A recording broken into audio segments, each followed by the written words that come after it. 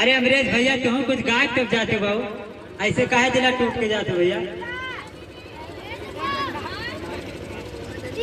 अभी माइकल भैया टेंशन जान जा सनम भैया, जन धीरे धीरे भागत जात हो ना, दौड़ाओ ना।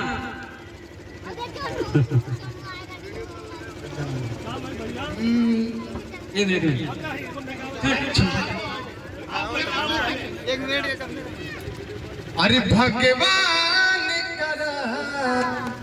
तोहर लइका के एगो लइकी मिले तोहर जैसन, शायद तब तोहरा ये पता चली धोखा के दर्द होला कैसन। ये भैया जब केहू प्यार करेला तब का पता चलेला कि धोखा के दर्द का होला।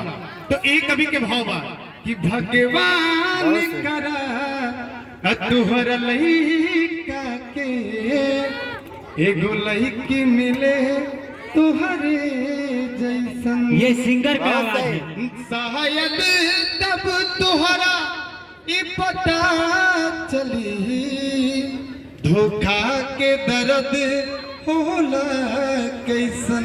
ए भैया इसी के साथ हमारे एक गाना आइल बा। लड़की बोलती है, रख दे ले बड़ा पूरा एरिया हिला के, अब रंगदार बाबू कौना जिला के। रख दे ले बड़ा पूरा एरिया हिला के, और बाबू कौना के। का गाता है, अरे ठास दे भीतर ले रह जइबू चिल्ला के, ठास दे भीतर ले रह जइबू चिल्ला के। आई रंगदार हम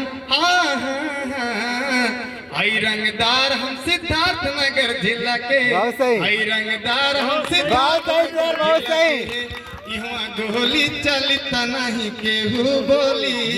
भैया इसी के साथ एक गाना हमारा 2-3 दिन में आने वाला है, वो भी रंगदारी का ऐसे है। वो गाना ऐसे करके है, लड़की बोलती है, बड़ी बड़ी अखियां देखावा तरा, काहे बाबू डेरवावा तरा। बड़ी बड़ी अखियां देखावा, काहे बाबू डेरवावा तरा। कि हम सौदा नहाई बाजारे के, हो बाजारे के। तब लड़का बोला था, हम सरदार हैं सब रंगदार के, हम सरदार हैं सब रंगदार के।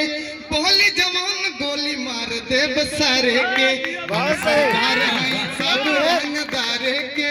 बोली जवान गोली मार दे बसारे के। भैया आप सब हमारे यूट्यूब चैनल पर रॉयल स्टार म्यूजिक, वह चैनल के आप लोग जाके सब्सक्राइब कर ली, और ऐसे ही गाना आप लोग के आवत रही अवधि में और भोजपुरी में और फुल रंगदारी के साथ। तो आप लोग जाएं और सब्सक्राइब कर ली। भैया सरवन भैया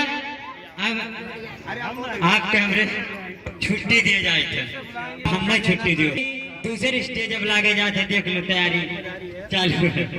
तो भैया जहाँ तक आप लोगों को बहुत प्यार मिला, सपोर्ट मिला, हम यही से मंटू शुक्ला कौन गाँव है?